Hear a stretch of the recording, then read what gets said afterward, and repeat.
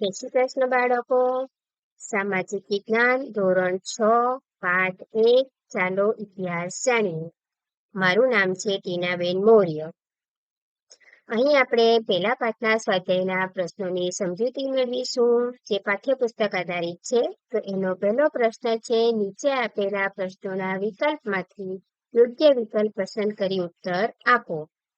પ્રશ્ન 1, પ્રાચીન સમયમાં માનવી શેના ઉપર લખાણ કરતો હતો?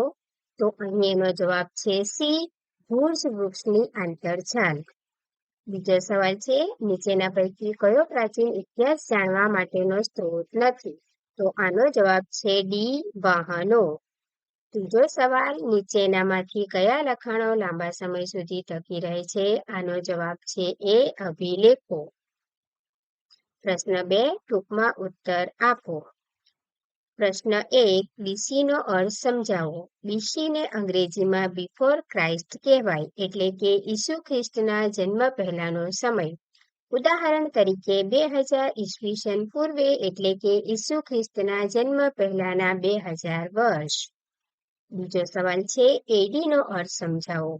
એડીને અંગ્રેજીમાં એન્નો ડોમિની કહેવાય, એટલે કે ઈસુ ખ્રિસ્તના જન્મ પછીના વર્ષો એમ કહેવાય. ઉદાહરણ તરીકે ઈસવીસન 2000 એટલે ઈસુ ખ્રિસ્તના જન્મ પછીના 2000 વર્ષ. ત્રીજો સવાલ, ભારતના સૌથી જૂના સિક્કા કયા છે?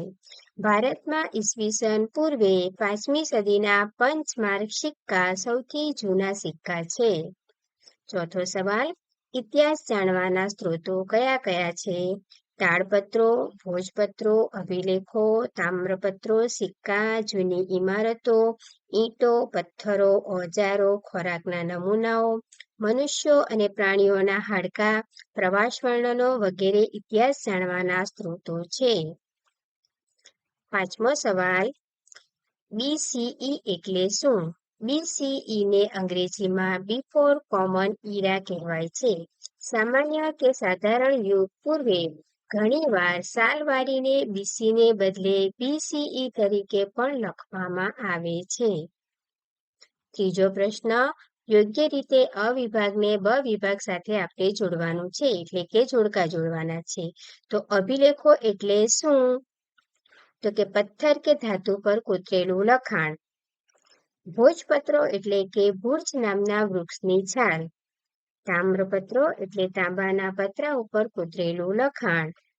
બીસી એટલે ઈસવીસન પૂર્વે અને એડી એટલે ઈસવીસન. આભાર બાળકો.